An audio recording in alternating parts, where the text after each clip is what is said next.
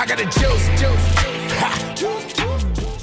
Jacina Love still got the juice, and we're here with Philly's own. Rekk, you already know what's going on. How are you doing? Good, I'm doing good. Nice to be here. It's nice to be here. No, it's so dope to finally see your music in person. Yeah. Come to life. You put a lot of emotion behind your music. Thank you. We had a little talk before the end. Yeah, they don't even know. Real life talk. So let's talk about it, because we seen you from 2019 to from the ticket. Yeah. Right? Mm-hmm. To now the sun goes down. Yeah. So let's talk about it from the beginning. How it all began for you, because this was a quick Yeah, it was quick. So like 2019, I really wasn't into, like, I never really been into no rapping for real. So like 2019, I just started like playing around with it, started trying it. And then one of my friends, like, he taught me a lot of things I know about life, like things we talked about, street stuff, like stuff my father was supposed to teach me, but I ain't, you know. So as down the line, 2019, end of 2019, I ran into some troubles. I came home, started rapping, but I really didn't like it. So I chilled. I just, all the songs from the ticket, and I put them out, and that was every song that I had. So I did that. 2020 came. I really wasn't really into it for real, because I was about to have a daughter. So I'm like, you know, rapping ain't gonna pay right now. I gotta have a daughter. I gotta make sure she cool. So, but I couldn't do what I wanted to do because I was in trouble for certain things. So I took sacrifices to get to where I was at. So 2020, my daughter was coming. I ended up getting evicted from my house. Not like evicted, but it was black mold in my house. So I had to find somewhere else to go. And that kind of troubled me for real. So I moved into the studio for 9 months, almost a year. And from that day when I moved there, March 20th, 2020, I knew like I was gonna rap for the rest of my life until I was be finished.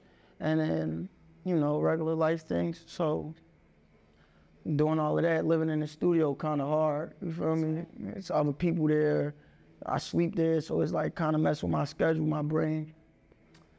Didn't want to do it no more. But then that's when I was in my neighborhood. People in my neighborhood just be like, yo, what you want to do with yourself? Like females, you look too good, this, that. So I'm like, I don't know. I'm in a barbershop, I check my DM. I see Boogie, QP, and Don texting me. I'm thinking it's fake. So I'm like, I ain't really on, like, I ain't worrying about that. So I'm like. Not right now. Yeah, Not right the now. fake shit right now. You're really fucking real shit though. That's what I was really up. I'm like, damn. So I do that. I end up hollering at them at the end of that night. I come down to New York, come see them, talking and everything. I tell them like, bro, I don't really rap for real. Like, this ain't really like something I like in and out for real. So bro, you take it serious, you could be the next, you feel me? So we talked, did everything. I had other deals I could have took, but I wanted that deal, you feel me? So I took that deal, and then ever since then, it's just been like, you feel me? Lil Rekk. It's just like a Lil Rekk, like Tyreek, me, the actual me, people don't really remember no more.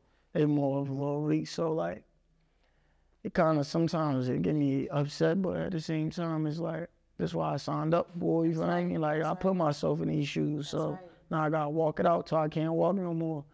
But from me dropping my last tape and this tape, I've been through so much life stuff, life lessons. I done lost people.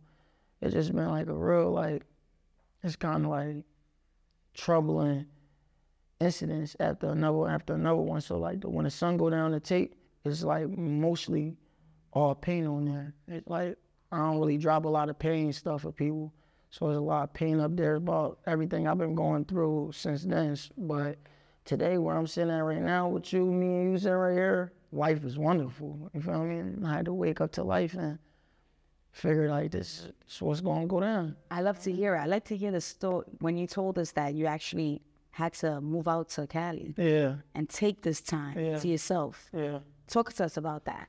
So being out there when nobody knows you and just that whole vibe and almost unplugging. Yeah, so I was last year when I dropped my last tape, 1-1, a couple months after that, I started going through things with my label. It really wasn't like You know, like, we done with you, I'm done. Like, we wasn't, it was just little things, you feel me? And, you know, little things build up to one big, so we had a collision for real. And then just like, the thoughts I had in my head about certain shit, different, it was thought about from different aspects from them. So that kind of really destroyed my spirit a little bit, like, cause I look at, you feel me? I look at them like they my family, but it was like, it's business. You feel me? At the end of the day, it's a business and they right. So it's like, all right, I did that. Now, I was in a relationship, I fell out of love, feel me? And like I said, I operate off love, like even when I talk about it, you can hear it in my voice, it kind of hurt me, kind of just talking about it, but it's like, this is life, you feel me? You gotta express it. So I moved to Cali for 2 months. I moved with my man for 2 months. Was out there, I barely had no money, I had like $10,000. I didn't really have shit going on, but my mental was so destroyed, my heart was hurt. Like, I was really depressed, you feel me? But I went to Cali, I didn't know nobody, it's just me, my engineer I know that mixed my tape that I met through the label. I go stay with him 2 months.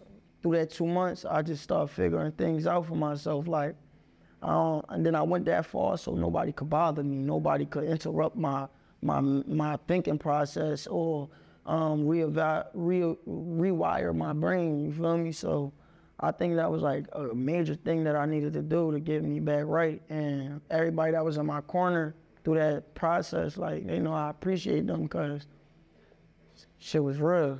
Shit was real. But we back now. Yeah, we back and the sun go. Yo, the song you even dropped today is so much. And okay, when we say pain, there's something so beautiful about being vulnerable, right? There's something so beautiful about the fact that we could be in those moments where we actually say I was depressed and I unplugged, I took myself out the situation. Definitely. And I went out. When you in the beginning, you said, I learned some things from a friend that I should have learned from a father. Yeah, for sure. Those are not things you're sticking to. Like, all right, we know our hurt, right? We know our pain, but how are we gonna flip that? Yeah. We can't hurt forever. Yeah, you can't. You'll never get nowhere in life. Pain bring misery. You'll be miserable forever if you walk around with pain on your heart for years and years. You gotta learn how to, like, let things go. Like, for instance, behind all the music and all that, like, me and my father, my whole life, we never really got, like, we like more brothers, you feel me? So it's like, but I always wanted him to be my best friend. You feel me? You know how it'd be like, I always wanted him to be my best friend. He never had time for me working. Yeah, it was never like he just don't care about me, just work a lot. And then our other little problems, you know, so it's just like, that destroyed me my whole life. So me getting to where I'm at now, I want to say since I was in 12th grade, 2017, I ain't talked to my father or seen him. Since 11th, 12th grade, I haven't seen him. When I was going through that in Cali situation, I went to Cali for a little while. 7 years, it was 7 years. When I came back home, I went to go see my father for the first time in 7 years. And that really woke me up to a lot of things too. Cause he living in the same house I lived when I was in middle school. Wow. He got the same car from middle school. It's like his life on pause. And it's just like a wake up call, kind of like, damn, bro, I don't want to end up like this, you feel me? It ain't nothing wrong with it because you still maintaining, but this ain't me. Like I said earlier, like my life, I know in my life how it's planned out in my head, and I'm going to make sure it fall through, feel me?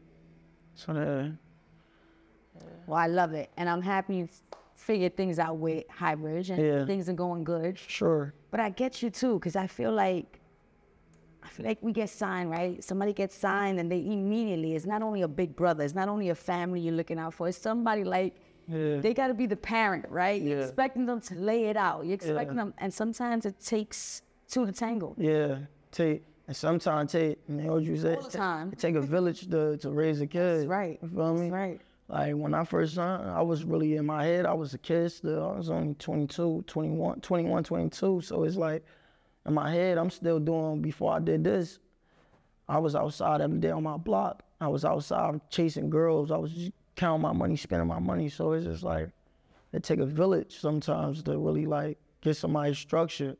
And we had the village, you know, where other people come to your village. And true, and that destroys certain things that sometimes you can't get back, but I got mine's back, you know? What's something that's kept you positive? Because I feel like you truly have taught yourself how to be positive through your situations, through your mistakes. You've taught yourself to really think positive. My positive, one of my main things is my daughter. Feel me? Like, every time I see my daughter, she ain't never crying. She always smiling. She always, like, and stuff like that play a big role on me. Cause like I said, I operate off of love. So like, that's my whole thing, her. Feel me? Like, it be times I can't see her for a little while. Me and her, you know how you go through things with. And so it's like, all right, but that'll bring me back down. But all I gotta do is watch a video. Like, I get sad and go watch a video of my daughter. That'll bring me back in and like, what you doing, bro? You can't give up. You can't just be like, feel me? You got a whole nother person. You got a whole nother person that look up to you, waiting for you, just depending on you. I used to really be my motivation, used to be my friends for real. But down the line, everybody, once you get older, friends ain't your friends. Like, you feel me? 20 friends turn to 3 friends. So it's like my daughter, my main thing. Like, she keep me motivated. She keep me going.